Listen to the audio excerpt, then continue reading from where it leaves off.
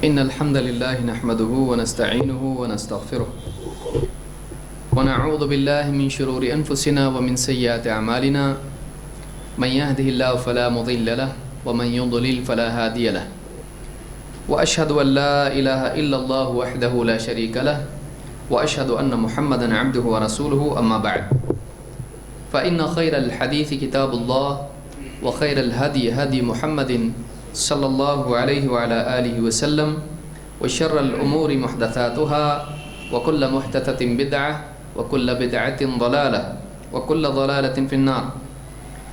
قال النبي صلى الله عليه وسلم إذا سرتك حسنتك وساءتك سيئتك فأنت مؤمن. میرے محترم دینی بھائیوں، اللہ رب العالمین نے قیامت کے دن اور دنیا میں کامیابی کو اہل ایمان کے لیے مقدر کیا ہے، اور ایمان وہ صفت ہے جس کے بغیر ایک انسان نہ دنیا میں اللہ کا مقرب ہو سکتا ہے نہ آخرت میں، نہ دنیا کی کامیابی حقیقی کامیابی اس کو مل سکتی ہے، نہ آخرت میں وہ فلاح اور سعادت سے ہمکنار ہو سکتا ہے۔ لہٰذا پہلی چیز اور سب سے اہم چیز جو انسان کو اپنی زندگی میں لانی چاہیے وہ ایمان ہے۔ ایسا ایمان جس میں انکار نہ ہو، ایسا ایمان جس میں شک نہ ہو، ایسا ایمان جس میں شرک نہ ہو۔ لہٰذا ایمان زندگی میں آنا یہ نہ صرف کامیابی کا راستہ ہے بلکہ اپنی ذات میں خود ایک کامیابی ہے۔ ایک انسان کو دنیا میں ایمان مل جانا یہ خود ایک کامیابی ہے، اور اس کامیابی یا اس نعمت کے نتیجے میں دنیا میں انسان اللہ کی مدد کا حقدار بن جاتا ہے، اور اسی طرح سے آخرت میں بھی اللہ رب العالمین کی مغفرت اور جنت کا حقدار بنتا ہے۔ لیکن ایمان کے لیے، ایمان والوں کے لیے یہ ضروری ہے کہ عقیدہ صرف یقین نہ ہو بلکہ اسی کے ساتھ ساتھ زندگی میں اس کے اوصاف اور اثرات بھی ظاہر ہوں۔ سچا ایمان جب انسان کی زندگی میں آتا ہے تو اپنے ساتھ اثرات بھی لاتا ہے۔ آپ جانتے ہیں کہ جب بارش ہوتی ہے، بارش سے پہلے ماحول ایک دم گرمی والا ہوتا ہے، لوگ گرمی سے پریشان ہوتے ہیں، لیکن جیسے ہی بارش ہوتی ہے اس کے بعد آپ ماحول دیکھیں، ہوائیں چلنے لگتی ہیں اور ماحول ایک دم اچھا ہو جاتا ہے۔ تو بارش اپنے ساتھ اپنے بعد اثرات چھوڑتی ہے، ہر موسم کے ہر چیز کے اثرات ہوتے ہیں۔ لہٰذا ایک انسان کے پاس ایمان آئے، اس کی زندگی میں ایمان ہو، وہ کفر سے ایمان کی طرف آئے، وہ انکار سے اقرار کی طرف آئے، وہ شک اور کفر سے یقین کی طرف آئے، اور اس کی زندگی میں اس کے اثرات نہ آئیں، یہ ایک مشکل چیز ہے۔ لہٰذا اپنے ایمان کا جائزہ لینا ضروری ہے کہ واقعی ہم نے صرف زبان سے مانا یا دل سے بھی مانا، اور دل سے مانا تو کتنی پختگی کے ساتھ مانا، یا بس رسمی طور پر ہم مان رہے ہیں۔ تو ایمان کے لیے اوصاف ہیں، اسی لیے اللہ کے نبی صلی اللہ علیہ وسلم نے اور خود اللہ تعالیٰ نے قرآن میں اور نبی صلی اللہ علیہ وسلم نے احادیث میں مومن کے اوصاف بیان کیے کہ مومن ایسا ہوتا ہے، یہ صفت مومن میں ہوتی ہے، مومن ایسا نہیں ہوتا ہے۔ تو دونوں اعتبار سے ایمان والوں کے بارے میں قرآن و سنت میں ہم کو اوصاف ملتے ہیں۔ ہمارے لیے ضروری ہے کہ جو اوصاف بیان ہوئے ہیں وہ اپنی زندگی میں ہم لانے کی کوشش کریں، اور جن اوصاف کے بارے میں بتلایا گیا ہے کہ مومن ایسا نہیں ہوتا ہے تو ہم ان برائیوں کو اپنی زندگی سے نکالنے کی کوشش کریں۔ کیوں؟ اس لیے کہ مومن جب ایسا نہیں ہوتا ہے اور وہ چیز ہماری زندگی میں ہے تو اس سے ہمارے ایمان کو نقصان ہوگا۔ جو چیزیں ایمان کے منافی ہیں ان کے بارے میں بتلایا گیا ہے کہ مومن ایسا نہیں ہوتا ہے۔ ان حدیثوں سے معلوم ہوتا ہے کہ اگر وہ چیز ہماری زندگی میں ہے تو اس سے ہمارے ایمان کو نقصان ہوگا۔ اگر ہم چاہتے ہیں کہ ہمارا ایمان محفوظ رہے تو ان برائیوں سے بچنا ضروری ہے۔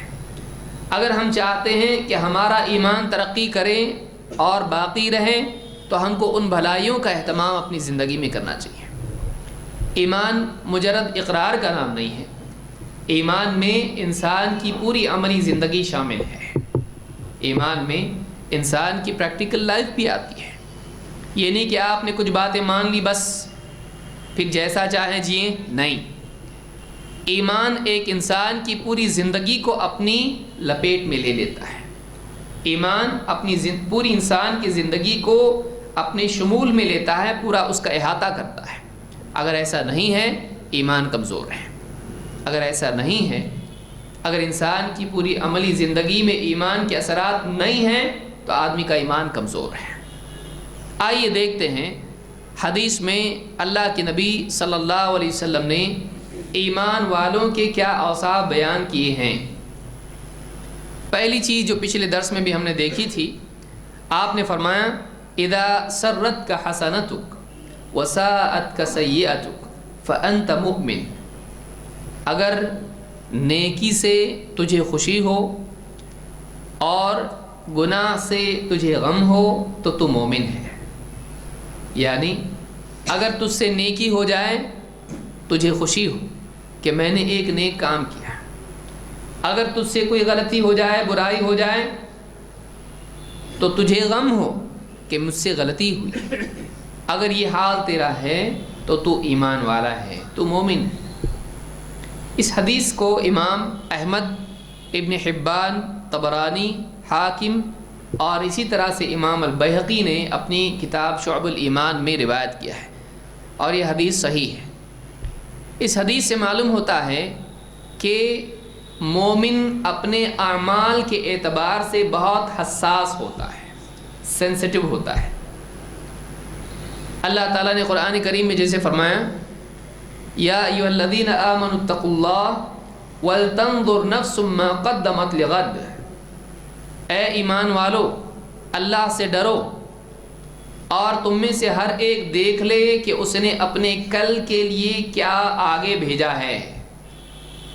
مومن کے بارے میں اللہ نے بتلایا تم میں سے ہر ایک کو چاہیے کہ جو اعمال کر کے آخرت میں بھیج رہا ہے ان اعمال کی نگرانی کرے۔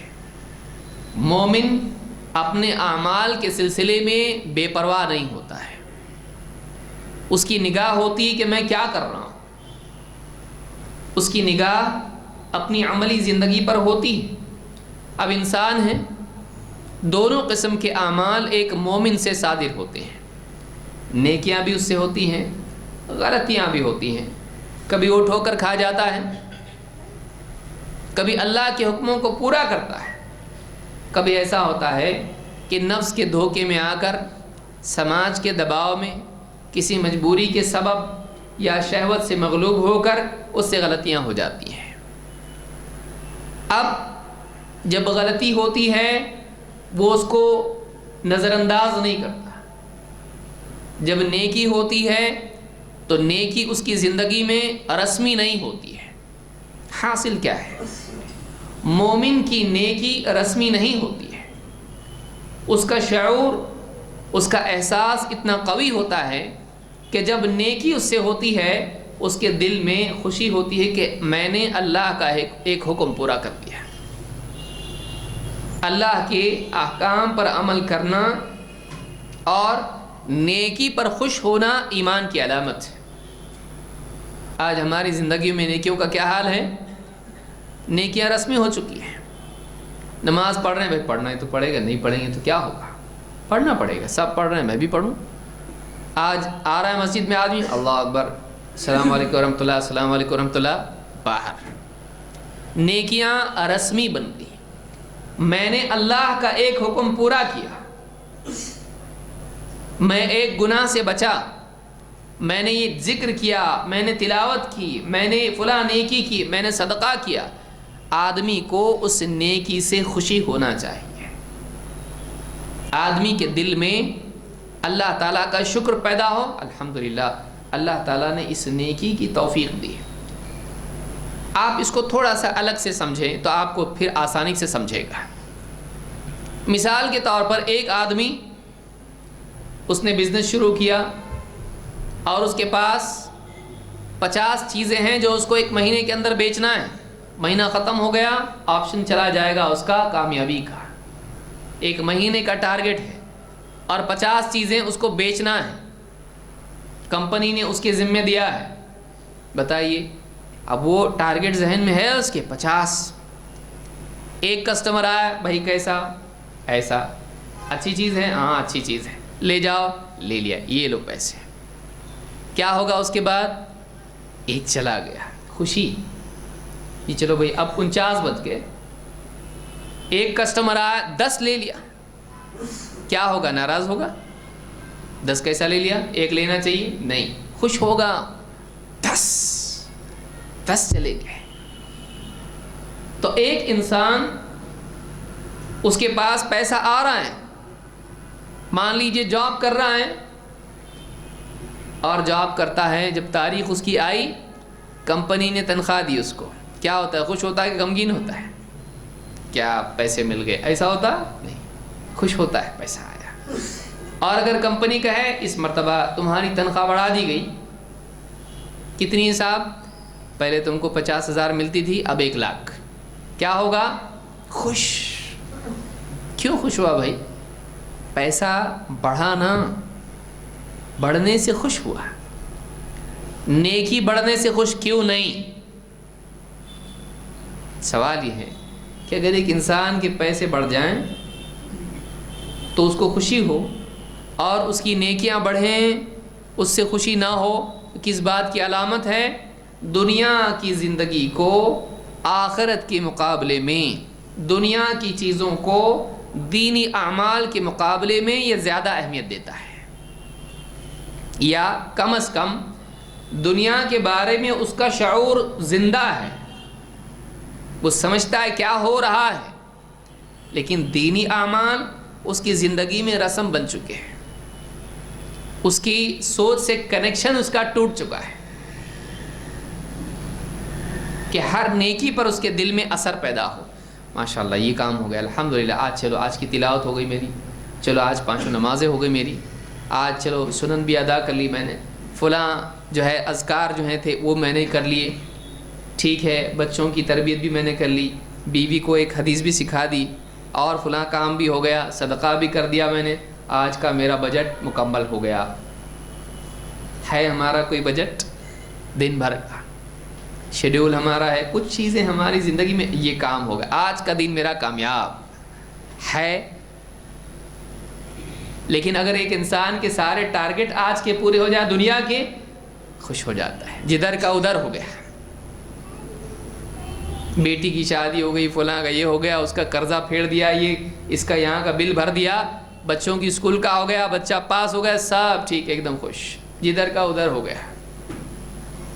دنیا میں آدمی کو دنیا کی چیزیں ملیں خوشی ہو, اور ہوتی ہیں, لیکن دین, زندگی میں ترقی دینی ہو اور اس کو احساس اس کا نہ ہو, تو احساس کا نہ ہونا اس بات کی علامت ہے کہ دین اس کی زندگی میں رسمی ہو چکا ہے, وہ روٹین بن گیا ہو, روٹین بن گیا. جیسے ایک آدمی نیند میں سے اٹھا, اٹھ گیا, ٹھیک ہے, موبائل چیک کیا, کوئی ہے مس کال, کچھ ہے, کوئی میسج نہیں, رکھ دیا, گیا ٹوائلٹ میں گیا, باہر آیا, دانت مانجھے, اس کے بعد منہ دھویا, کپڑے وپڑے پہن لیے, ناشتہ کیا, کچھ ہوتا؟ الحمدللہ ٹوائلٹ گیا, الحمدللہ منہ دھویا, الحمدللہ موبائل نہیں. کیوں؟ روٹین ہے, کوئی امپورٹنٹ چیز نہیں ہے, کوئی اہم چیز نہیں ہے بھائی, یہ رسم ہے, مطلب ہوتا ہی ہے, یہ کوئی خاص بات ہے, کوئی بڑی بات نہیں ہے. لیکن بڑی بات اگر اس کی زندگی میں ہو, خوش ہو جاتا ہے کہ اس کو کسی بڑے آدمی کا فون آ جائے, اب خوش ہوگا. کمپنی کا میسج آ جائیں, جلدی آؤ, تمہارا پروموشن ہو گیا ہے، ای میل چیک کیا، سعودی کا اس کو ویزا آ گیا، خوش۔ اہم چیز سے آدمی خوش ہوتا ہے، روٹین سے آدمی خوش نہیں ہوتا ہے۔ بنیادی بات کیا ہے؟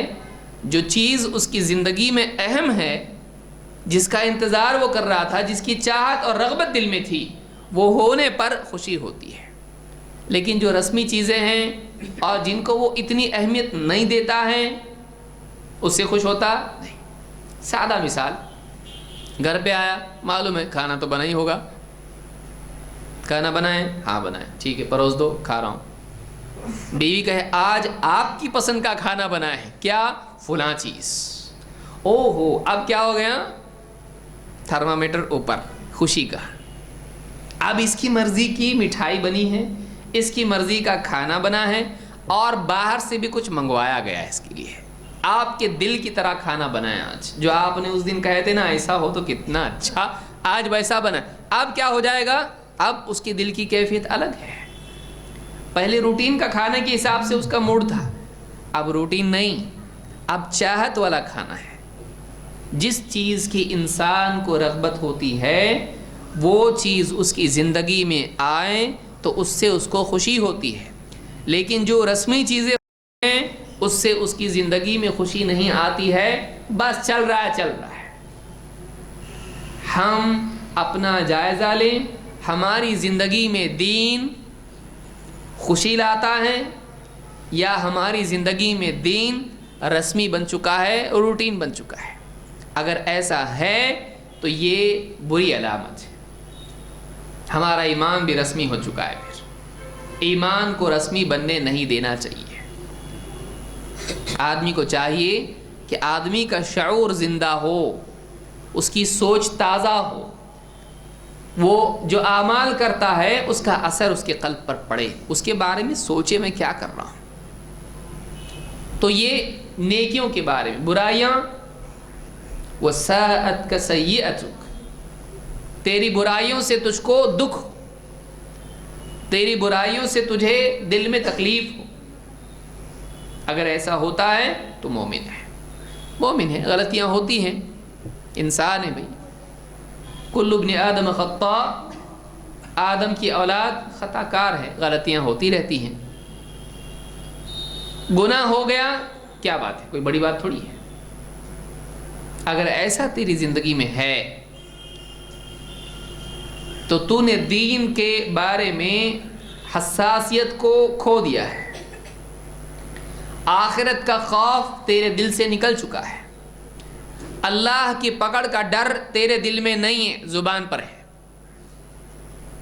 اگر گناہ تیری زندگی میں ہے اور گناہ کے بعد تیری زندگی میں غم دکھ نہیں ہے تو تیری زندگی میں ایمان کمزور ہو چکا ہے، تیرا ایمان رسمی ہو چکا ہے، تیرا ایمان تازہ نہیں ہے، سخت ہو گیا تیرا دل۔ مومن، آپ دیکھیے اس عورت کا واقعہ جس سے زنا ہوا تھا، اے اللہ کے رسول مجھ کو پاک کیجئے، چین آیا نہیں، جب تک کہ یہ توبہ نہیں کرے گا، پاک نہیں ہوگا، اس کو سکون نہیں ملے گا۔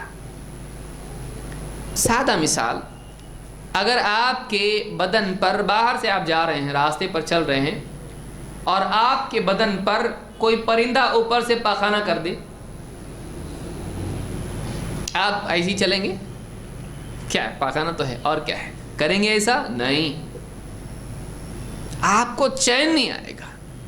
کہیں سے پانی، آپ دکان پہ جائیں گے، پانی کی بوتل خریدیں گے، 50 روپے 10 روپے 20 روپے دے کر وہ پانی لیں گے، اس کو دھوئیں گے، بچا ہوا پئیں گے، پیسے پورے وصول کرنا ہے بھائی، پورا دھوئیں گے، آپ پیسے سے خرید کے اس کو دھوئیں گے۔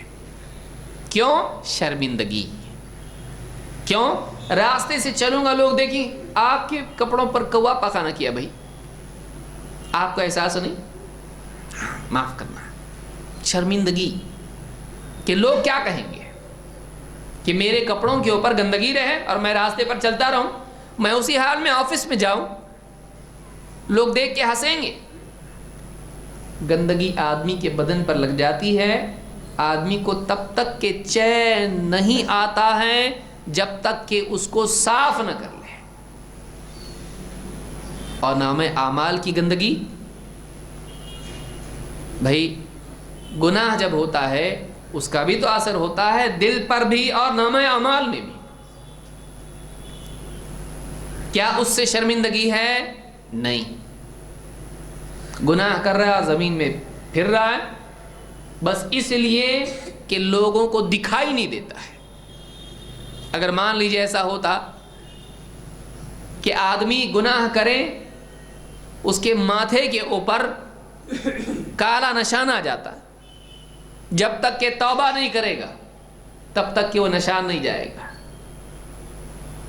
اگر دل کی بجائے چہرے پر دھبا آتا تو لوگ کتنی جلدی توبہ کرتے ہیں کہ گناہ کیا، چہرے پر کالا دھبا، پھر کیا اور بڑھا، پھر کیا اور بڑھا، پورے چہرے پر ایک دم کالک کہ دیکھنے والا پہچان لے اس نے بہت گناہ کیا، اب تک کہ توبہ کر کے کلین نہیں ہوا۔ آدمی توبہ کے بغیر جیتا، صبح اٹھتے ہی پہلے توبہ کرتا، رات میں جاتے ہی پہلے توبہ کرتا، گناہ ہوا پہلے توبہ کرتا۔ کیوں؟ دھبا نہیں چاہیے۔ کس کے لیے؟ لوگ دیکھیں گے، پہچان لیں گے۔ لوگوں کا احساس تجھ کو زیادہ ہے، اللہ کا نہیں۔ اس بات کی علامت ہے کہ تجھ کو لوگوں کا احساس زیادہ ہے، لوگوں کے سامنے ذلیل ہونے کا احساس زیادہ ہے، لیکن اللہ کے سامنے ذلیل ہونے کا احساس تجھ کو اتنا نہیں ہے۔ وما قدر اللہ حق قدرہ، لوگوں نے اللہ کی ویسی قدر نہیں کی جیسے کہ کرنی چاہیے تھی۔ یہ حقیقت ہے۔ اگر ایسا ہے تو ہمارا یہی حال ہے، چاہے پھر ہم اپنی زبان سے کتنے ہی ایمان کے دعوے کریں، کتنی ہی بڑی بڑی باتیں کریں، حقیقت ہوتی ہے، الفاظ سے اس کو بدل نہیں سکتے۔ اگر آج میں اس وقت کہوں الحمدللہ دن ہو گیا، ہو جائے گا؟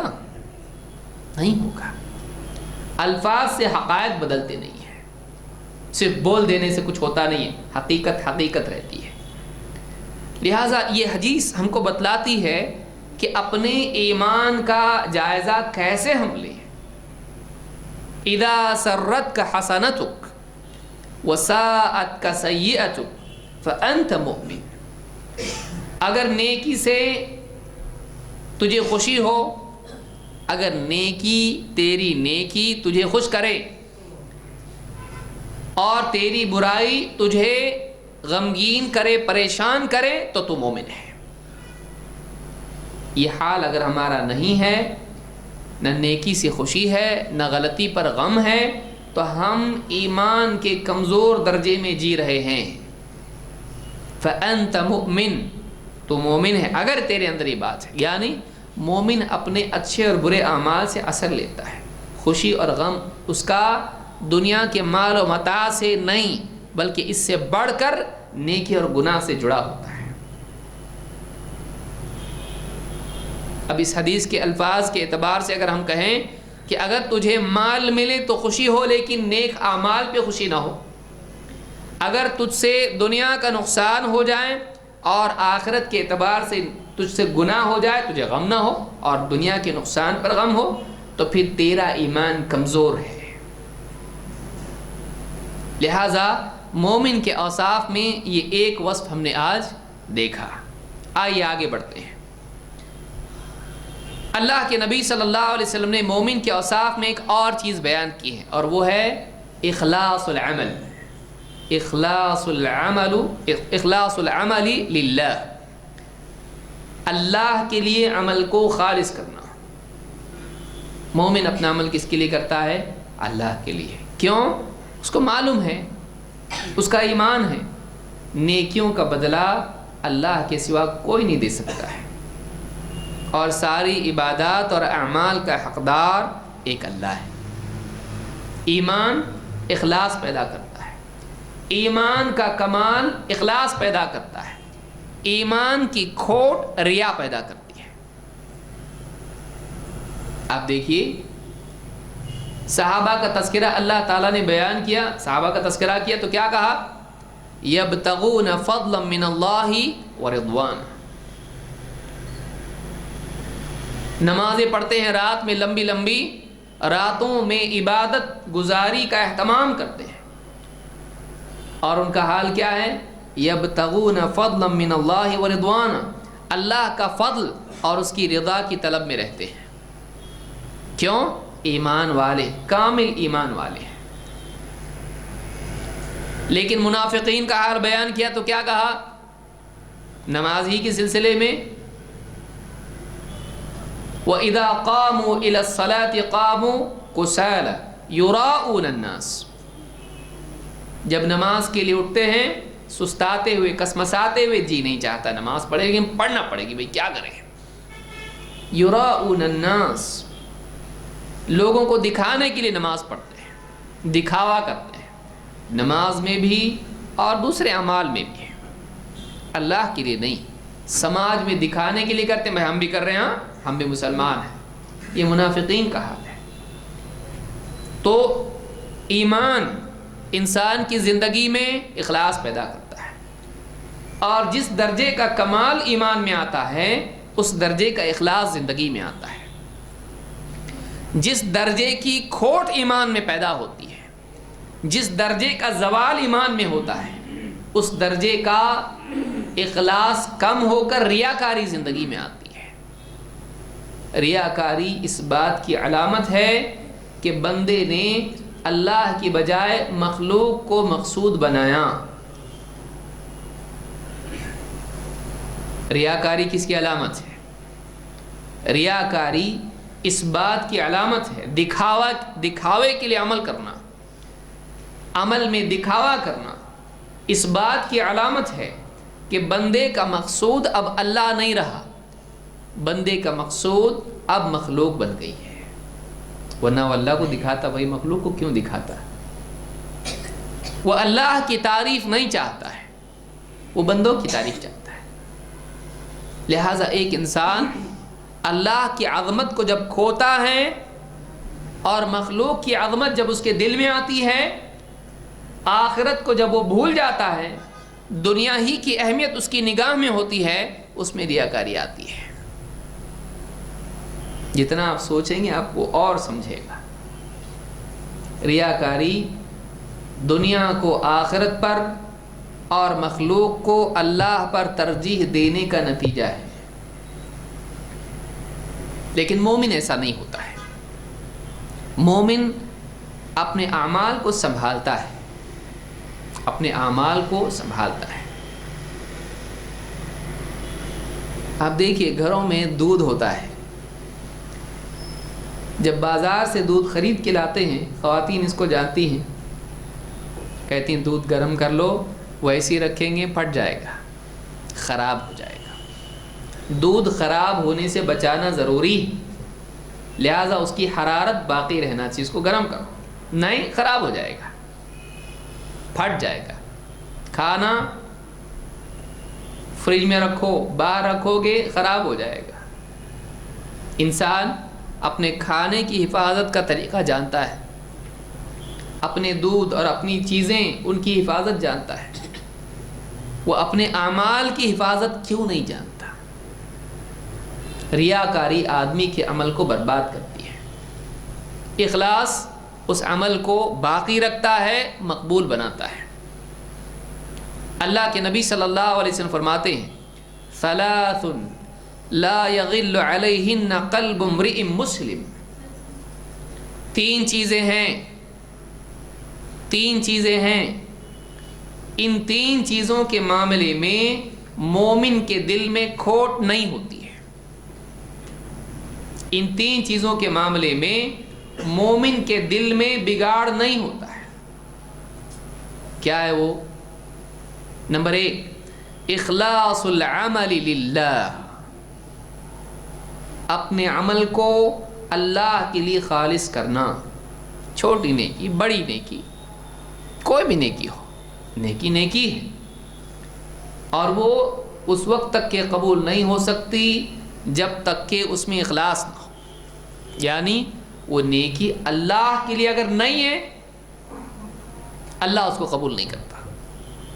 اگر اللہ کے لیے ہے تو ہی اللہ قبول کرتا ہے, اور مومن اس کو جانتا ہے.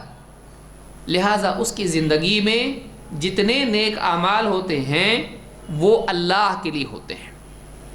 اور آدمی واقعی ایسا کر کے دیکھے اس کو ایمان کی ترقی محسوس ہوگی. ہر نیکی کرے اس میں مخلوق کی تردید کر کے اللہ کے لیے اس کو کرے. مخلوق کی طلب سے مجرد ہو کر خالق کی رضا کے لیے عمل کرنا. مخلوق نہیں چاہیے, اللہ چاہیے. لا الہ الا اللہ. کلمہ توحید میں پہلے انکار ہے پھر اقرار ہے. مخلوق کی ثنا, اس کی تعریف, اس کی طلب سے مجرد ہو کر, آزاد ہو کر, اس سے دور ہو کر, اس سے خالی ہو کر, اس کو چھوڑ کے پھر اللہ کی طرف آنا. اس کو اللہ چاہیے.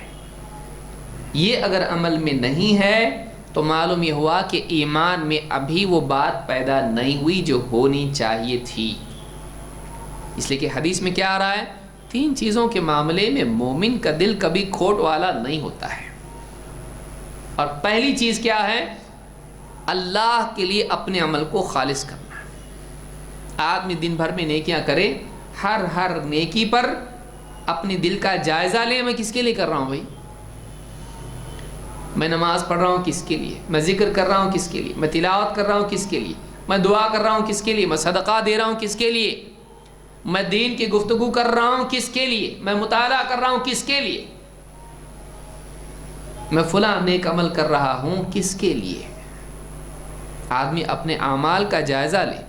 جب انسان کی عبادات سے بڑھ کر اس کی عادات بھی اللہ کے لیے ہو جائیں, یہ اس بات کی علامت ہے کہ یہ اللہ کے قرب کے مقامات اور منازل کو طے کر کے آگے بڑھ رہا ہے. عبادات تو دور, اس کی عادات بھی اللہ کے لیے ہو جائیں. میرا آرام بھی اللہ کے لیے ہے, میرا کھانا بھی اللہ کے لیے ہے, میری راحت بھی اللہ کے لیے ہے. لباس کا پہننا, اچھا لباس, وہ بھی دینی غرض کے لیے ہو. ہر عمل انسان کا اللہ کی خاطر ہو جائے. تو مومن کے معاملات میں یہ معاملہ ہے کہ ان 3 چیزوں میں اس کا دل کھوٹ والا نہیں ہوتا ہے, اس میں بگاڑ نہیں ہوتا ہے. ایک, اللہ کے لیے خالص عمل کرنا, خالص اللہ کے لیے عمل. 2, وَالنُّصْحُ لِأَئِمَّةِ الْمُسْلِمِينَ, مسلمانوں کے امام, مسلمانوں کے حاکم, ان کے لیے خیر خواہی. خیر خواہی انگلش میں کیا کہتے ہیں اس کو, ویل وشنگ. خیر خواہی یعنی بھلا چاہنا. کس کے لیے, مسلمانوں کے امام. امام سے مراد بنیادی طور پر یہ کیا ہے, مسلمانوں کے حاکم. اگر آپ اس میں علمی اعتبار سے امام بھی لے لیں کوئی حرج نہیں, اس لیے کہ یہ عام ہے. لیکن بنیادی طور پر مسلمانوں کے جو امام ہیں, جو حاکم ہوتے ہیں, ان کی خیر خواہی ہونا چاہیے. اسی لیے امام احمد ابن حنبل رحمہ اللہ سے کہا گیا, انہوں نے کہا تھا کہ اگر مجھے معلوم ہو جائے کہ میری ایک دعا اللہ ضرور قبول کرے گا تو میں وہ ایک دعا جو وقت کا حاکم ہے اس کے لیے مانگوں گا, اللہ اس کے لیے ہدایت اور اس کے لیے جو ہے خیر کے دروازے کھولے, میں اس کے لیے دعا کروں گا. کیوں؟ اس لیے کہ مسلمانوں کا حاکم اگر بگڑ جائے بگاڑ عام ہوتا ہے. مسلمانوں کا حاکم اگر سنور جائے, دینی اعتبار سے وہ پختہ ہو جائے, سارا معاملہ پوری جو ہے رعیت کا معاملہ صحیح ہو جاتا ہے. ایک انسان کا بگاڑ کئی لوگوں کے بگاڑ کا ذریعہ بنتا ہے, اور ایک انسان کا سدھار کئی لوگوں کے سدھار کا ذریعہ بنتا ہے. جیسے آج بھی ہم کہتے ہیں گھر کا بڑا اگر سدھر جائے پورا گھر سدھرے گا, وہی بگڑ جائے پورے گھر میں بگاڑ آئے گا. لہذا مسلمانوں کی جو رعیت ہے وہ سدھرنے کے امکانات بڑھ جاتے ہیں جب ان کا حاکم صحیح ہو, اور اس کے لیے دل میں کھوٹ نہیں ہونا چاہیے. آج آپ دیکھیے کتنے لوگ ہیں جو مسلمانوں کے حاکم مختلف ممالک میں ہیں, خاص طور سے سعودی عرب میں, ان سے نفرت رکھتے ہیں اور ایران کے جو ہیں حکام ان کے لیے ہمدردی ہے. عجیب بات ہے. جو توحید کو قائم کریں ان کے لیے، جو اللہ کے گھر کی حفاظت کریں، اتنے سارے انتظامات کریں، مرکز ہے پوری دنیا کا، نمازوں کے اعتبار سے، رمضان کے اعتبار سے، حج کے اعتبار سے، اتنی سہولیات، مال لٹائے وہاں پر، تعمیر کے ذریعے سے یا کسی بھی اعتبار سے ساری سہولیات سب کچھ کریں، اور وہاں سے قرآن کو عام کریں، توحید کو عام کریں، وہاں جگہ جگہ لوگوں کی تربیت کے لیے مراکز قائم کریں، ہر طرح کی سہولیات اس کے لیے مہیا کریں. آج ان کے لیے کتنے لوگ ہیں ان کے دل میں نفرت ہے، بلکہ ان کی تکفیر کرتے ہیں. اور اس کے بالمقابل آپ دیکھیے ایران کے شیعہ، ان کے لیے ان کے دل میں محبت ہے، ان کے لیے ان کے دل میں ہمدردی ہے. ہم تو یہ کہتے ہیں کہ ساری انسانیت کے لیے ترحم انسان کے دل میں ہو، ان کی ہدایت کی طلب ہو، ان کی اصلاح کی چاہت ہو. لیکن یہ کیا ہے کہ ان کے لیے نفرت اور ان کے لیے محبت، جبکہ یہ اگر بگاڑ ان کے اندر ہے تو اس کے مقابلے میں ان کو دیکھو ان کے اندر کیا ہے. قرآن کو محرف ماننا، قرآن کو محفوظ نہیں ہے ماننا، ابو بکر و عمر رضی اللہ تعالیٰ عنہما کو گمراہ بلکہ کافر ماننا، عائشہ صدیقہ رضی اللہ تعالیٰ عنہ کی عصمت پر تہمت لگانا، صحابہ کے بارے میں عموماً تکفیر کرنا، کافر ماننا ان کو. یہ اور انہوں نے کیا کیا مسلمانوں کے لیے آج تک کیا گیا ہے.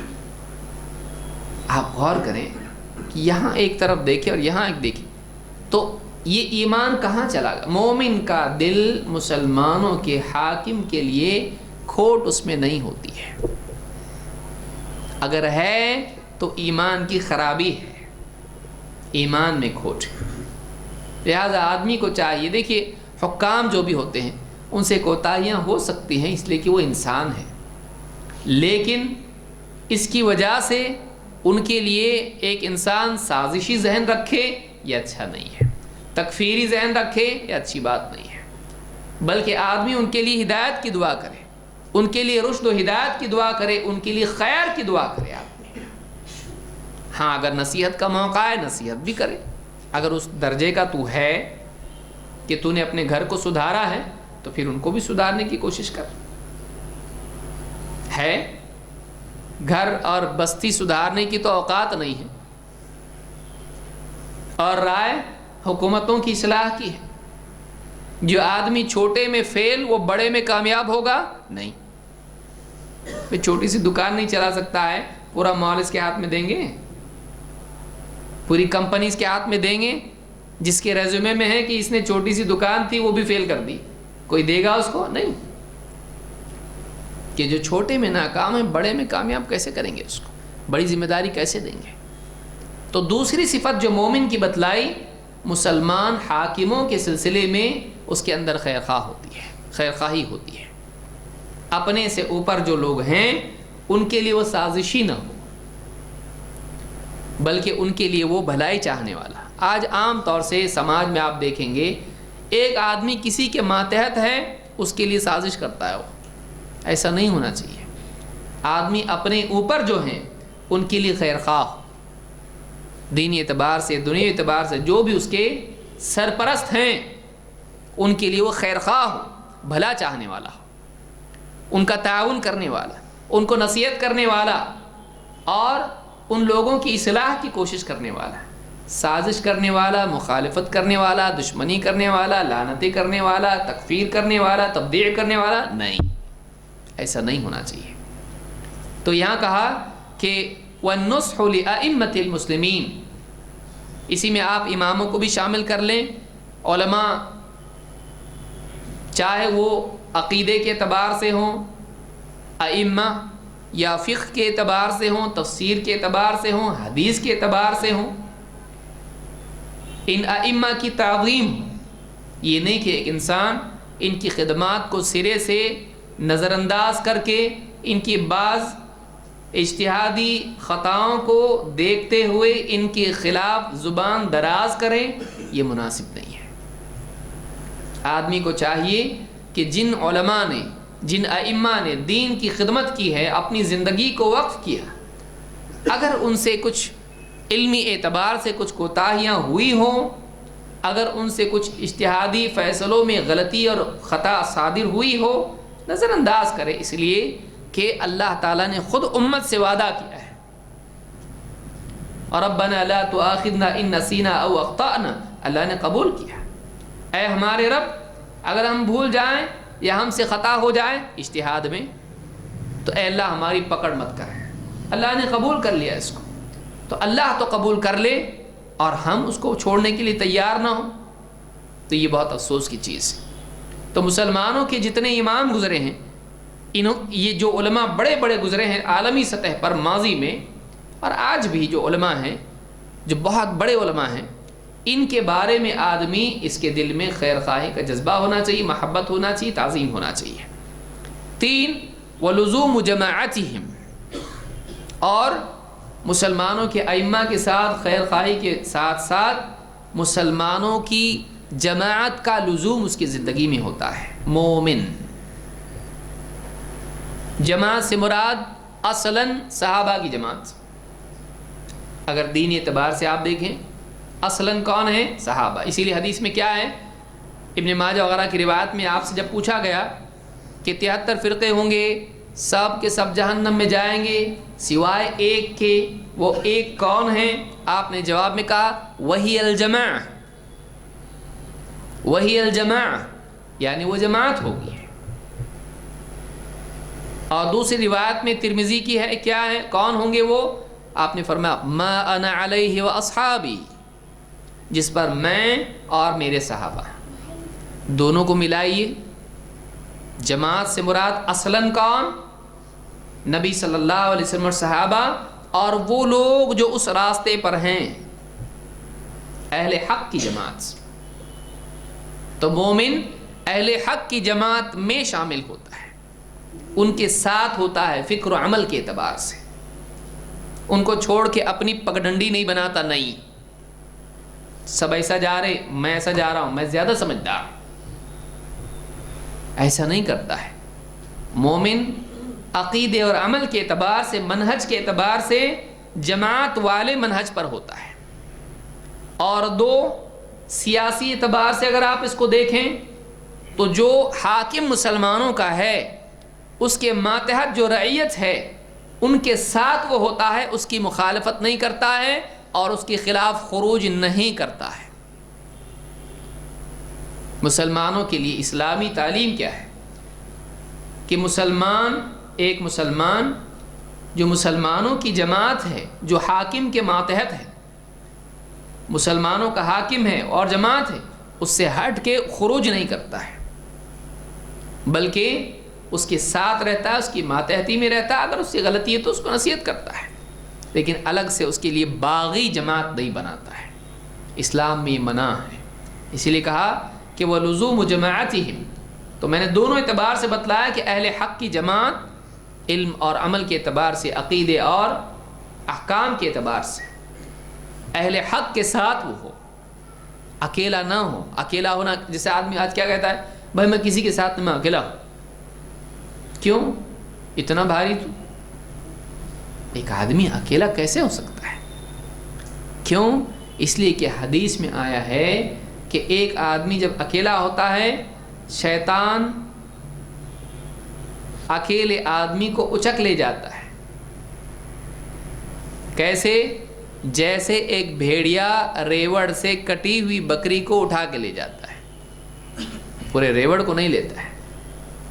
جنگلی جانوروں کو دیکھیے آپ، جو جانور، جو بکری ریوڑ سے الگ ہو جاتی ہے، اس کے اوپر وہ جانور حملہ کرتا ہے۔ شیطان بھی جو انسان مسلمانوں کی اجتماعیت سے الگ ہو جاتا ہے، میں میری زندگی جی رہا ہوں، میں میرا پڑھتا، میرا سنتا، میرا کرتا، میں کہاں اس کو اچک لے جائے گا شیطان معلوم نہیں۔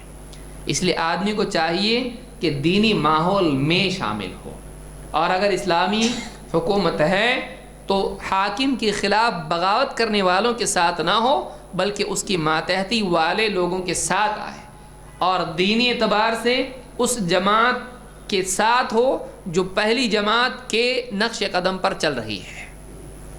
کتنی بڑی حدیث ہے، 3 چیزیں بتلائی گئی۔ اخلاص العمل للہ، مومن 3 چیزوں میں گڑبڑ نہیں کرتا، 3 چیزوں کے بارے میں بہت شارپ ہوتا ہے وہ۔ نمبر 1، اس کا عمل اللہ کے لیے ہوتا ہے، وہ اخلاص کے ساتھ عمل کرتا ہے، اس میں پرابلم آنے نہیں دیتا۔ 2، مسلمانوں کے حاکم کے لیے خیر خواہی اس کے دل میں ہوتی ہے، اس کا بھلا چاہتا ہے کہ ہمارے حاکم کا بھلا ہو، وہ اچھا کرے، یہ نہیں کہ وہ غلطی کرے تاکہ لوگوں میں بدنام ہو اور اس کے خلاف بغاوت ہو، نہیں، اے اللہ اس کو غلطی سے بچا، اس کے دل میں خیر خواہی ہوتی ہے۔ بعض اوقات انسان کے دل میں بگاڑ ہوتا ہے، انسان چاہتا ہے کہ فلاں غلطی کرے تاکہ بدنام ہو، تاکہ اس کے خلاف کچھ کرنے کا موقع ملے، نہیں ہونا چاہیے ایسا، یہ گندی سوچ ہے۔ سوچ کیسی ہونا چاہیے؟ ایک انسان غلطی نہ کرے، بگاڑ اس میں نہ آئے، برباد وہ نہ ہو، گمراہ وہ نہ ہو۔ اور 3، مسلمانوں کی جماعت کے ساتھ مومن لزوم اختیار کرتا ہے، یعنی ان کے ساتھ جڑا رہتا ہے، کٹ کے الگ نہیں ہوتا۔ اسی لیے آپ دیکھیں کہ اسلام میں اجتماعیت کو بہت اہمیت دی گئی ہے۔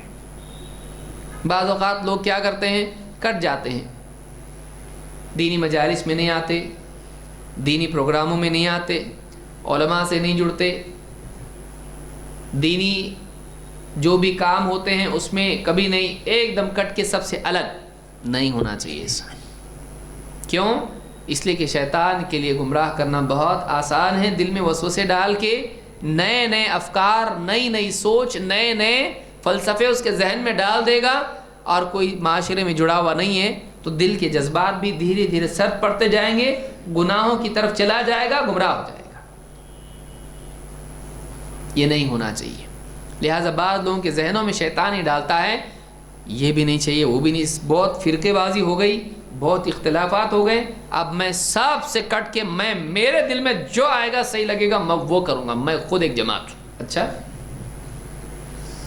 یہ گمراہی ہے، اللہ ہم سب کی حفاظت فرمائے۔ تو یہ 3 باتیں حدیث میں آئیں، اور اس حدیث کو امام احمد، ابن ماجہ اور حاکم نے روایت کیا ہے، ابو داؤد میں بھی حدیث موجود ہے، اور اسی طرح سے ترمذی میں بھی ہے۔ 3 مختلف صحابہ سے حدیث آئی ہے، جبیر ابن مطعم، زید ابن ثابت اور عبداللہ ابن مسعود، اور حدیث صحیح ہے۔ تو مومن کے اوصاف میں سے یہ 3 وصف اور ہیں، اخلاص اور خیر خواہی اور لزوم جماعت، اجتماعیت سے جڑے رہنا، کٹنا نہیں بلکہ جڑے رہنا۔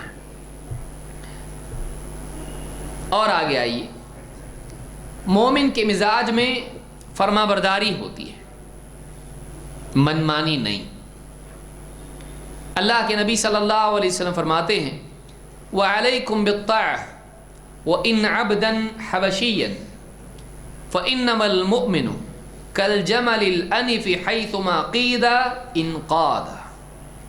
امام احمد، ابن ماجہ اور حاکم نے اس کو روایت کیا، اور حدیث صحیح ہے۔ حدیث میں کیا بات ہے؟ وَعَلَيْكُمْ بِالطَّاعَةِ وَإِنْ عَبْدًا حَبَشِيًّا، ضروری ہے کہ تم فرما برداری کرو، چاہے تمہارے اوپر ایک حبشی غلام کو امیر بنایا جائے۔ کسی لشکر میں بھیج رہے ہیں، کسی سفر میں بھیج رہے ہیں، کسی کام سے بھیج رہے ہیں، اصول یہ ہے، اللہ کے نبی صلی اللہ علیہ وسلم کا طریقہ یہ ہے کہ سفر میں اگر لوگ جا رہے ہیں کسی دینی کام سے یا کسی بھی اعتبار سے، ان پر ایک امیر ہو، اور جو مسافر ہیں ان کے لیے ضروری ہے کہ اس کی بات کو مانیں۔ تو آپ نے کیا فرمایا کہ تمہارے لیے، کیونکہ یہ خلیفہ کی بات نہیں ہو رہی ہے، غلام خلیفہ نہیں بنتا ہے، وَإِنْ عَبْدًا حَبْشِيًّا، الْأَئِمَّةُ مِنْ قُرَيْشٍ، امام قریش میں سے ہوں گے، حاکم قریش میں سے ہوں گے۔ تو یہاں پر جو ہے کوئی سریہ یا کوئی غزوے کے لیے، سریہ کے لیے لوگوں کو بھیجا جائے، سفر میں بھیجا جائے، دینی سفر چاہے کسی بھی اعتبار کا سفر ہو، اس پر ایک امیر بنایا جائے، تو آپ نے فرمایا تمہارے لیے ضروری ہے کہ تم اپنے امیر کی بات مانو، چاہے وہ ایک حبشی غلام کیوں نہ ہو، کالا کلوٹا غلام ہے، وہ بھی اگر تم پر امیر بنتا ہے اس کی ماننی پڑے گی۔ کیوں؟ اس لیے کہ مومن کا مزاج ماننے والا ہوتا ہے۔ آپ نے فرمایا فَإِنَّمَا الْمُؤْمِنُ كَالْجَمَلِ الْأَنِفِ، اس لیے کہ مومن ایک ایسے اونٹ کی طرح ہوتا ہے جس کی ناک میں نکیل ڈالی ہوئی ہو۔ رسی جو ہوتی ہے کنٹرول کرنے کے لیے، لگام ہم اپنی زبان میں بولتے ہیں، جانوروں کو کنٹرول کرنے کے لیے کیا ہوتی ہے؟ لگام ہوتی ہے۔ تو مومن ایسے اونٹ کی طرح ہوتا ہے جس کے نکیل ہو، اور حیثما قید انقاد، اس کا حال یہ ہوتا ہے کہ جیسے اونٹ ہے، اونٹ کو جہاں لے جایا جائے وہ جاتا ہے۔ بچہ بھی اگر رسی پکڑ کے اونٹ کی لے جائے کہیں، جاتا ہے کہ نہیں جاتا ہے؟ جاتا ہے۔ جس کے ہاتھ میں رسی ہوگی اس کے پیچھے وہ جائے گا۔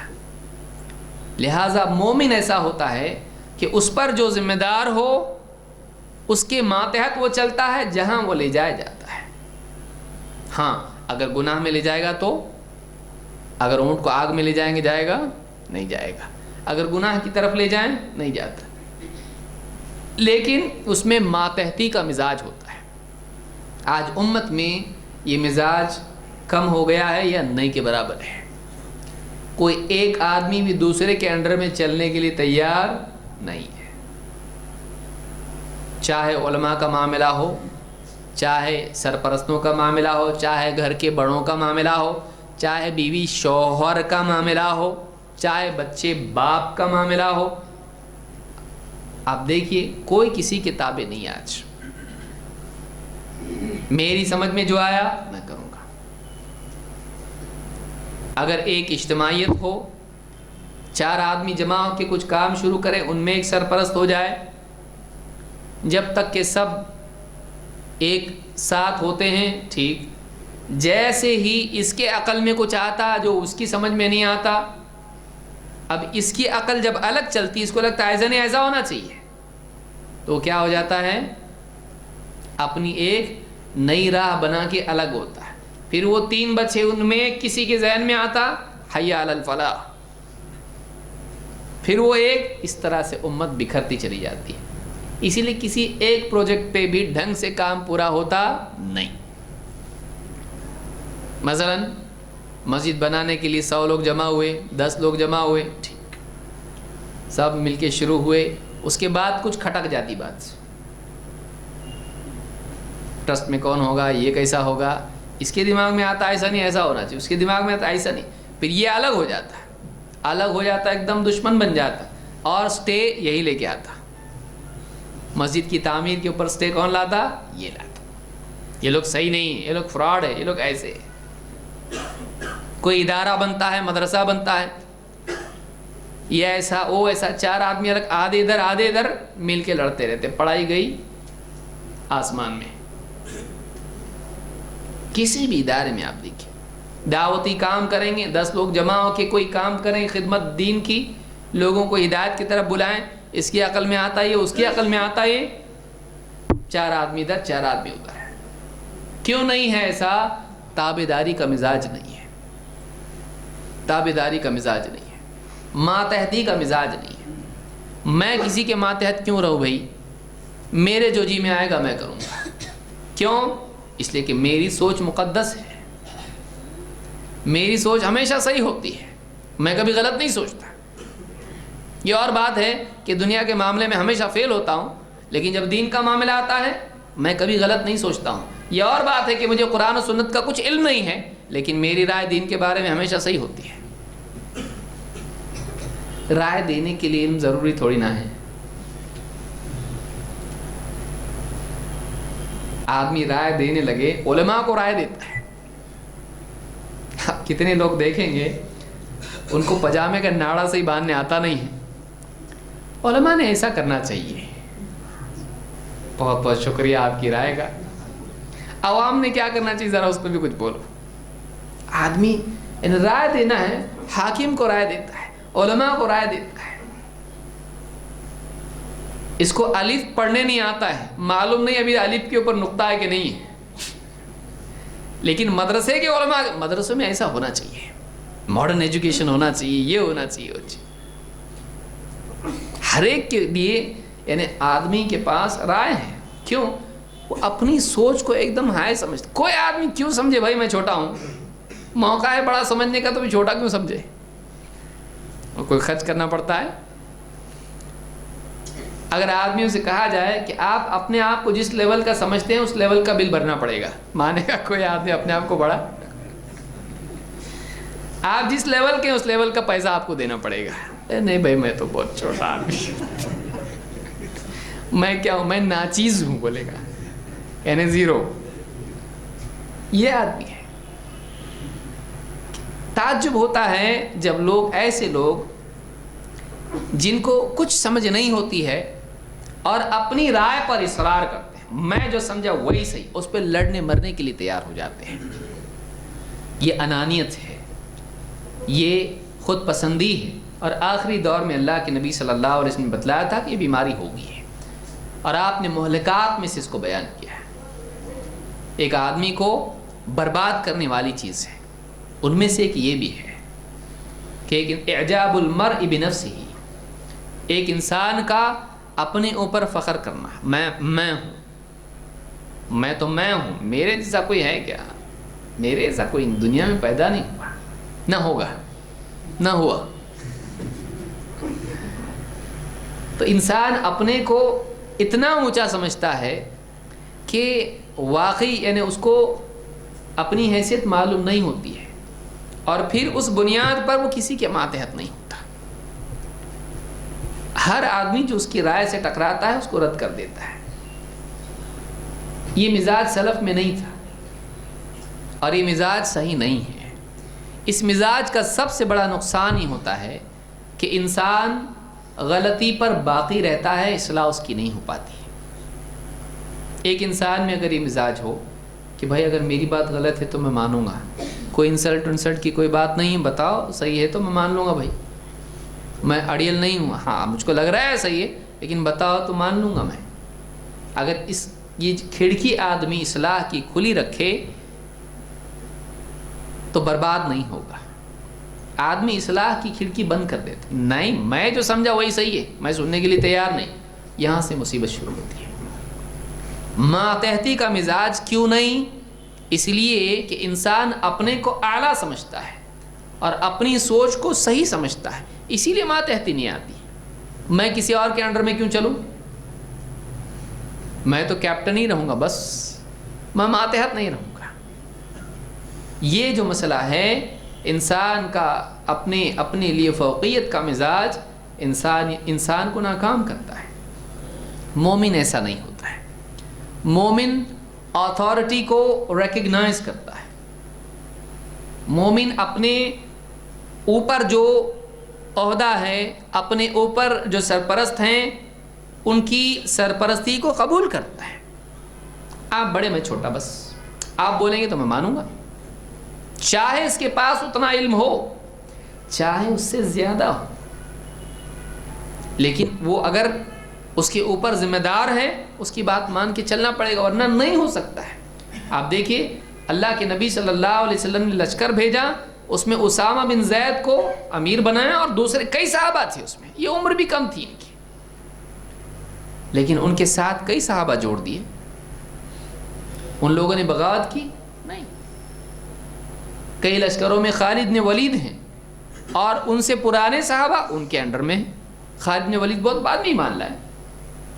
تو یہ مزاج مومن کا ہوتا ہے کہ وہ ماتحتی کو قبول کرتا ہے. اگر یہ مزاج ہو تو مسلمانوں کی تاریخ بدل سکتی ہے، لیکن یہ ہوتا نہیں ہے. سب مل کے کام کریں گے، بہت اچھا. اب ہیڈ کون بنے؟ यहाँ मुसीबत शुरू होती है। मैं जुबान से नहीं बोलता कोई, अंदर से आवाज आती है तू। और जब उसको नहीं मिलता है वो, फिर आदमी क्या करता है, बैक डोर से खंजर मारता पीठ में आके, कहीं से वायरिंग कट कर देता है। क्यों? इसलिए कि जब तक ये गलत साबित नहीं होगा मैं सही साबित नहीं हो सकता। ये मिजाज मोमिन का नहीं होता है। मोमिन मातहती वाला होता है, वो मातहत रह के अपना काम करता है। अगर उसको सरपरस्त बना जाए, सरपरस्त बन के काम करता है। तो यहाँ पर हदीस में क्या आया, अल्लाह के नबी सल्लल्लाहु अलैहि वसल्लम फरमाते हैं कि अल मुमिनून हय्यिनून लय्यिनून, मोमिन अपने आप को हल्का समझ के चलते हैं। हय्यिनून, कमतर अपने आप को मान के चलते हैं। मैं बहुत ग्रेट हूं, नहीं, मैं एक आम इंसान हूं। अल्लाह ने क्या फरमाया, व इबादुर रहमान अल्लज़ीना यमशूना अलल अर्दि हौना। अल्लाह के रहमान के बंदे कौन हैं? जो ज़मीन पर आजिज़ी से चलते हैं, अकड़ से नहीं। अल मुमिनूना हय्यिनून, एकदम टाइट नहीं होते हैं, वो राइट होते हैं। वो अपने आप को छोटा समझते, मैं आम इंसान हूं भाई, बोलते नहीं मैं आम इंसान हूं, बल्कि क्या है, वाकई अंदर से जानते हैं मेरे अंदर अगर खूबियां हैं तो कमियां भी हैं। क्या बड़ी बात है, मैं कौन सा बहुत स्पेशल हूं।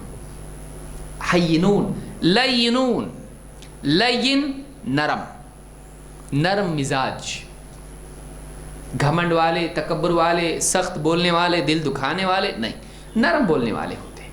अल मुमिनून, देखिए कितनी उम्दा हदीस है, अल मुमिनून हय्यिनून लय्यिनून। पहला आएगा तो दूसरा भी आएगा, पहला जाएगा दूसरा भी जाएगा। आदमी सख्त बात लोगों से क्यों करता है? अकड़ है, तू क्या है, मैं हूं, सख्ती आ जाती है। और आदमी के अंदर अगर अपने आप को कमतर आदमी समझे, छोटा है, मैं कोई ख़ास बात नहीं, तो उसकी ज़ुबान में नरमी भी आ जाती है, इसलिए कि वो दूसरों का इकराम करता है, दूसरों की कदर करता है। वो अपने आप को दूसरों से आला और फौक, ऊंचा नहीं मानता है। अल मुमिनून हय्यिनून लय्यिनून, मोमिन कैसे होते हैं? आजिज़ी वाले, हम्बल जिसको आप कहेंगे, और लय्यिनून लीनियंट, नरम होते हैं, लोगों के साथ नरमी का सलूक करने वाले, सख्त अक्खड़ नहीं एकदम। और कल जमलिल अनिफी इनक़ीदा इनक़ाद व इदा उनीख़ अला सख़रतिन इस्तनाख़, एक ऊंट की तरह जिसकी नाक में रस्सी डाली हुई हो, लगाम नकील, जहां उसको ले जाया जाए जाता है और बिठा दिया जाए तो बैठ जाता। ऊंट को अगर चलाएंगे चलेगा, बिठाओ बैठ जाएगा। कौम आज ऐसी नहीं है, चलो चलेगी, रुको नहीं रुकते, तुम रुको हम जा रहे। हमारी कौम ऐसी आज, खड़े हो जाओ अल्लाह के बंदो, खड़े हो जाओ, खड़े हो जाते सब लोग, गर्म हो जाते हैं, जरा ठहरो, है नहीं ठहरते हम लोग, अब ये मूड बन गया हमारा। इसलिए हदीस में दोनों बातें बयान हुई है। जब चलाया जाए ऊँट को तो चलता है, रोका जाए बिठाया जाए तो बैठ जाता है। ये दोनों चीज़ें होना ज़रूरी है, एक नहीं कि अपने को करने का है, कुछ मस्जिद बनाना है या फलां चीज़ करना है, ये करना है। अब जो भी उनका लीडर हो, जो भी उनका रहबर हो, कायद हो, एक तो पहले जागते नहीं, चलो बहुत ज़्यादा नीचे से आग जलाए तो फिर गर्म हो गए, जागे। अब उसके बाद में जब जाग जाते हैं तो फिर लीडर, रहबर, उनका कायद अगर उनको कहे थोड़ा रुको तो रुकने को तैयार नहीं होते, फिर अपनी मनमानी करते हैं। एक बार प्रोजेक्ट जहन में आ गया तो फिर वो प्रोजेक्ट मैनेजर के तहत नहीं रहते। अगर उनके दिल के जैसा स्टार्ट नहीं हुआ, अपने हिसाब से प्रोजेक्ट पे काम करते हैं। ये हाल है मुसलमानों का। ये बहुत बड़ा मसला है। मातहती, انسان کی زندگی میں خاص طور سے علماء کی ماتحتی بہت ضروری ہے. ٹھیک ہے بھائی، علماء میں اچھے برے دونوں ہوتے ہیں. بعض لوگ بولتے کیا علماء بولتے علماء اتنے بگڑے ہوئے ہیں، ان کا کیا؟ ارے بھائی ان کے انڈر میں جا بول رہے ہیں. دکان سے کچھ خریدتا کہ نہیں خریدتا؟ ملاوٹ ہوتی نا مارکیٹ میں، تو دکانوں میں جانا چھوڑ دیا؟ کیوں نہیں چھوڑا؟ بولے میں میری جگہ سے لیتا، صحیح جگہ سے. تو صحیح جگہ سے لینا، دکان کا بائیکاٹ مت کر، غلط دکان کا کر. اسی طرح سے علماء سے لینا، تو علماء ایسے ہیں علماء ویسے ہیں کر کے پورے علماء کو ہی چھوڑ دیا. ڈاکٹروں کو چھوڑا نہیں، انجینئر کو چھوڑا نہیں، ٹیچروں کو چھوڑا نہیں، کوئی فیلڈ والوں کو ٹوٹلی چھوڑا نہیں، علماء کو ٹوٹلی چھوڑا. کیوں؟ اس لیے کہ تیرے اندر ماتحتی کا مزاج نہیں ہے. وہاں تیرا مفاد ہے، یہاں تابعداری ہے، یہاں کچھ ملنے والا نہیں ہے. ڈاکٹر سے دنیا کا فائدہ، انجینئر سے دنیا کا فائدہ، اس سے فلاں دنیا کا فائدہ، اس سے تیرا کام اٹکا ہوا. یہاں نہیں، یہاں تیرے کو دین پہ ویسے بھی تو چلنا نہیں ہے. ان کو برا بول کے تو اپنے آپ کو چھوٹی کر لیا. میں میرے حساب سے 3 ٹائم کی نماز پڑھتا، میرے کو صحیح لگتا، خلاص. ارے علماء کہہ کے علماء، ایسا حال اس کا. اور وہ حدیث میں ہے نا، وہ دل سے فتویٰ پوچھو. آپ پوچھا میں نے، دل بولا اوکے. یہ حال مسلمانوں کا ہے کہ آپ ہر میدان میں جانتے ہیں برے لوگ ہیں، لیکن آپ ان میں سے اچھے برے کا فرق کر کے اچھے کو چنتے، برے کو چھوڑ دے. سادہ گاڑی پر آپ جائیں، آلو ٹماٹر اور پھل، اس میں سے آپ کیا کرتے؟ اچھے چنتے اور برے چھوڑتے. یہ سارا آپ کو ٹماٹر میں معلوم ہے، آلو میں معلوم ہے، کدو میں معلوم ہے، سیب میں معلوم ہے. آپ کو علماء میں کیوں معلوم نہیں؟ آپ کو چاہیے کہ علی الاطلاق آپ علماء کی تردید نہ کریں. گمراہ علماء بھی رہیں گے جو بدعات سکھائیں گے، شرکیات سکھائیں گے اور قرآن و سنت سے دور کریں گے، اپنے عقل سے فتوے دیں گے. یہ ایسے لوگ ہوں گے، قیامت تک رہیں گے. پہلے بھی تھے، اسی لیے تو اتنے سارے فرقے بنے. فرقے کس نے بنائے؟ گورنمنٹ نے. ایسے بگڑے ہوئے لوگ تھے جو گہرا علم رکھنے والے تھے، لیکن گمراہ ہو گئے. گمراہ کرنے والا کوئی ایسا آدمی گمراہ نہیں کرتا ہے جس کو کچھ نہیں آتا ہے. جس کو آتا ہے لیکن غلط آتا ہے، اور وہ صحیح چیز سے غلط چیز ثابت کرے، اس کو گمراہ بولتے ہیں. وہ دلیلیں دیتے ہیں، کتابیں لکھتے ہیں، یوں کرتے ہیں. کیوں بھائی؟ جتنے بھی گمراہ ہوتے ہیں علماء، کیا کتابیں ان کی نہیں ہوتی ہیں؟ ہوتی ہیں. چپ ایسے ہی لکھ لیتے ہیں؟ نہیں، ان کے پاس ہوتا ہے مواد، لیکن صحیح بات سے غلط بات ثابت کرتے ہیں. یہ مسئلہ ان کا ہے. تو آپ صحیح علماء سے لیں جو صحیح بات سے صحیح بات ثابت کرتے ہیں. ایسے علماء جو سلف کے منہج پر ہوں. اب معلوم کیسے پڑے گا؟ تو جو نیا کچھ نکالتے نہیں، سادہ ایک موٹا موٹا معاملہ، کیا نیا کچھ لاتے نہیں، بلکہ جو پہلے سے ہے. پہلے کا مطلب 100 سال پہلے کا نہیں، کتنا پہلے؟ اس سے تھوڑا اوپر ہے. نبی صلی اللہ علیہ وسلم کے زمانے سے جو دین آیا اس کو لیتے ہیں. ورنہ پہلے ہر علاقے کا الگ الگ ہوتا ہے. 100 سال پہلے، 200 سال پہلے، 300 سال پہلے جانا ہے تو پھر ایک دم پیچھے جاؤ، ایک دم پہلے سے، نبی صلی اللہ علیہ وسلم کے دور سے، صحابہ سے. تو آپ ایسے علماء سے لو. تو آج حال یہ ہے کہ آدمی ماتحتی قبول نہیں کرتا ہے، علماء کی ماتحتی نہیں چاہیے. کیوں؟ اس لیے کہ پھر اس میں ترقی کا راستہ بند ہو جاتا.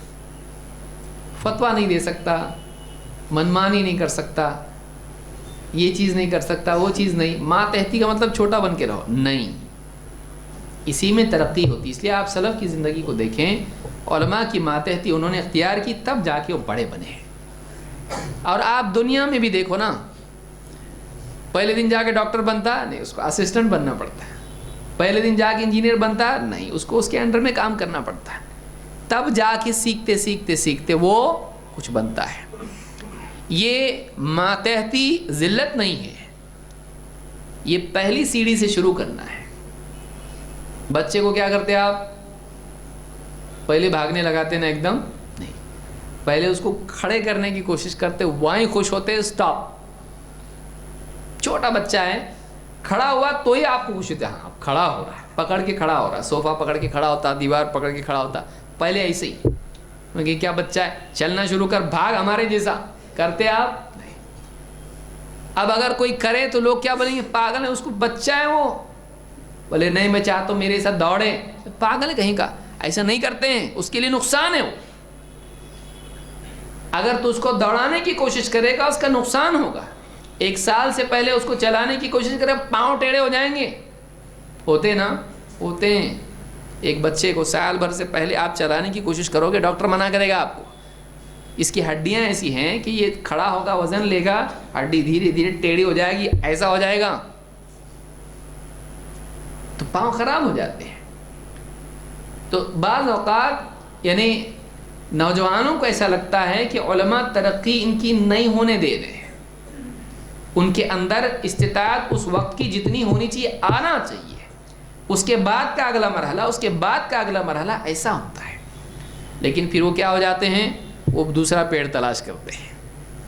یہاں سے اڑ کے یہاں اپنا نہیں بن رہا، یہاں میرے کو دائی بننا ہے. دائی کا مطلب کیا، اسٹیج پہ بیان دینا ہے، میرے کو بھی تقریر کرنا ہے یوٹیوب پہ. کوئی آدمی مطلب چھوٹی شروعات نہیں چاہتا، ہر آدمی بڑی، ایک دم یہاں سے لائٹ وہاں سے لائٹ، ایک دم زمزام. تو یہ شروعات ہی غلط ہے، شروعات ہی غلط ہے.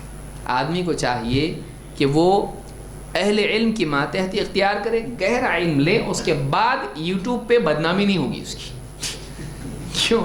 اس لیے کہ اگر بغیر علم کے کھڑا ہوا مصیبت کھڑی ہوگی. 4 دن میں اس کو چھوڑ کے بھاگنا پڑے گا. کیوں؟ ڈیٹا ختم. ڈیٹا نہیں ہے، بولنے کا سٹائل پورا سیکھا، اس کو دیکھا اس کو دیکھا، یہ سپیکر وہ سپیکر، پورا سٹائل کاپی کر لیا. ڈیٹا کہاں ہے؟ ڈیٹا نہیں ہے، خالی کمپیوٹر ہے لیکن اندر ہارڈ ڈسک نہیں ہے. چلے گا کمپیوٹر؟ تو کمپیوٹر کا ڈبہ تو لے کے آ گیا لیکن اندر کا ڈیٹا ہارڈ ڈسک بالکل خالی، تو آدمی چلے گا نہیں. 4 دن میں آدمی بیٹھتا ایسی غلطیاں کرتا ہے کہ پھر اس کے بعد اس کا بولنا ممکن نہیں رہتا ہے. لہٰذا آدمی پہلے مواد جمع کرے، سیکھے سیکھے سیکھے، گہرا بنے. پیڑ اوپر بھی جاتا نیچے بھی جاتا. نیچے اگر نہیں جائے، خالی اوپر جائے تو کیا ہوگا، اکھڑ جائے گا. اس لیے گہرائی بھی ہونا چاہیے اونچائی کے ساتھ. یہ لوگ سمجھ پاتے نہیں. تو یہ بنیاد ہے کہ گہرائی علم میں ہونا چاہیے، باریکی علم میں ہونا چاہیے. یہ اور یہ فرق کیا ہے، کیا چیز صحیح ہے کیا غلط ہے، ہونا چاہیے. تو مومن کے مزاج میں کیا ہوتی ہے، ماتحتی، سبارڈینیشن. یہ ماتحتی اگر نہیں ہے نقصان ہے، یہ ماتحتی اگر نہیں ہے تو نقصان ہے. تو زندگی کے سارے مراحل میں بیوی کے اندر ماتحتی ہونا چاہیے، شوہر کی. الرجال قوامون علی النساء. لیکن ٹی وی دیکھ دیکھ کے بیوی کیا ہو رہی، میں آج کی ناری ہوں، شوہر کی پیاری ہوں لیکن آج کی ناری ہوں. اور ٹی وی پہ اس کو سب سکھاتے کیسا شوہر ساس سے ایک دم جنگ جیتنے کا، لڑاؤ پھوٹ ڈالو. ہاں برابر ماتحتی نہیں مزاج میں. شوہر کہے چپ رہو، تم چپ رہو. ہاں شوہر اپنی عافیت اسی میں سمجھتا ہے کہ اب اس کے بعد اور اس کو چپ بٹھاؤں گا تو اور شٹ اپ بولیں گے، انگلش میں بولیں گے. یہی چپ ہو جاتا. یہ حال ہے، ماتحتی نہیں. اولاد میں دیکھیے ماتحتی ہے نہیں. اولاد باپ کا مان رہی نہیں، ماں کا نہیں. ماں باپ کی بات اولاد نہیں مان رہی آج کل. کیوں؟ پڑھے لکھے بھائی، اپنا بھلا برا خود جانتے ہیں. ابھی کیا ضرورت ہے ماں باپ کی ماننے کی. اور ماں باپ اوپر سے ان پڑھ، ادھر آ بولے تم ادھر آؤ. یہ حال ماں باپ کے بارے میں ہے. ذرا بیٹا ادھر سن، ذرا آیا بہت بار بار بور کرتے چلے گیا باہر. یہ حال اولاد کا، یہ حال ہے آج. ماتحتی نہیں، اپنے سپیریئر کی اتھارٹی کو نہیں پہچان رہا. ماں باپ اس سے بڑے ہیں، ان کی بات ماننا چاہیے.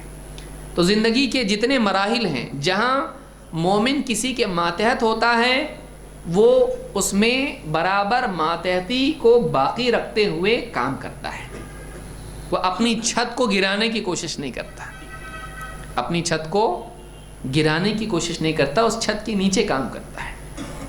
اور پھر اگر اس کو ترقی ہو آگے جائے گا وہ بھی، لیکن وہ اپنے سے اوپر کی ٹانگ کھینچ کے پھر اوپر جانے کی کوشش نہیں کرتا ہے. یہ بربادی ہے, یہ برائی ہے کہ یہ اگر دوسرے کی ٹانگ کھینچتا ہے تو کوئی اس کی دونوں ٹانگیں کھینچنے والا بھی آتا اس کے بعد, تو یہ پھر سلسلہ شروع ہو جاتا ہے.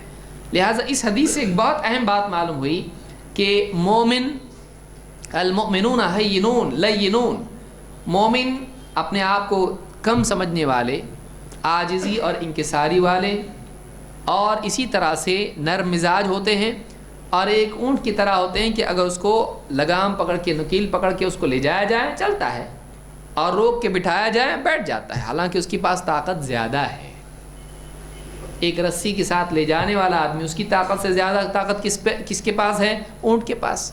وہ یہ نہیں دیکھتا اس کی کوئی طاقت ہے, رسی سے کھینچے گا مجھ کو, اس کو میں کھینچوں گا تو, لیکن وہ دیکھتا ہے نہیں, لگام اس کے ہاتھ میں, اس کے پیچھے چلنا چاہیے, وہ چلتا ہے برابر, اس کے بچہ بھی ہو تو چلتا ہے. لہٰذا یہ اصول زندگی کا یاد رکھیں کہ ماتحتی کو برائی نہ سمجھیں, اس سے سماج اچھا بنتا ہے. جب اتھارٹیز اور ماتحت لوگ, سرپرست اور ماتحت, یہ نظام صحیح ہو جائے تو کوئی بھی قوم ترقی کرتی ہے. کسی غیر مسلم نے ایک بات کہی ہے کہ اگر لوگوں میں کریڈٹ لینے کا مزاج نہ ہو تو قوم بہت کچھ اچیو کر سکتی ہے. کیا کچھ نہیں ہو سکتا ہے اگر لوگ ایک چیز چھوڑ دیں, کریڈٹ مجھ کو نہیں چاہیے, یعنی میرا نام نہ ہو, میرا نام نہ ہو, کام سب مل کے کریں گے اور کام ہو. ایسا اگر سوچے تو کتنا کام ہو سکتا ہے. کتنے لوگ ہیں میرا نام نہیں ہوگا, میں نہیں آتا اس میں, اس لیے, اور بلکہ میں اس میں رکاوٹ ڈالوں گا. اس وجہ سے کیا ہو جاتا ہے, آدمی چھوٹا بن کے نہیں چلنا چاہتا ہے, وہ شہرت اور گنبد بننا چاہتا ہے. تو یہ افسوس کی چیز ہے, یہ نہیں ہونا چاہیے. لہٰذا مومنین کے مزاج میں ماتحتی ہوتی ہے اور اپنے سرپرستوں کی بات مان کے وہ چلتے ہیں.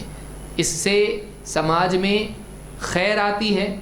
آپ دیکھیے کوئی بھی بڑا ادارہ ہو, اس میں سرپرست کے ماتحت نہ چلے. ایک کلاس روم ہے, بچے ٹیچر کی سنتے ہی نہیں, کلاس روم کا کیا حال ہوگا, گڑبڑ ہو جائے گی, سب تماشا ہو جائے گا. لہٰذا ماتحتی زندگی کے اہم ترین اصولوں میں سے ایک اصول ہے, اور مومن اس کا خاص اہتمام کرتا ہے. اللہ رب العالمین سے دعا ہے کہ ہم سب کو خیر نصیب فرمائیں, اور جو اوصاف صفات مومنین کی بیان ہوئی ہیں ہم سب کو ان سے فائدہ اٹھانے کی توفیق عطا فرمائیں, وہ اوصاف ہم کو عطا فرمائیں. اور مزید انشاءاللہ اور بھی صفات ہیں مومنین کی, انشاءاللہ ہم اگلے دروس میں اس کو دیکھیں گے. یہ سلسلہ جاری رہے گا. اقول ھذا واستغفر اللہ لی ولکم.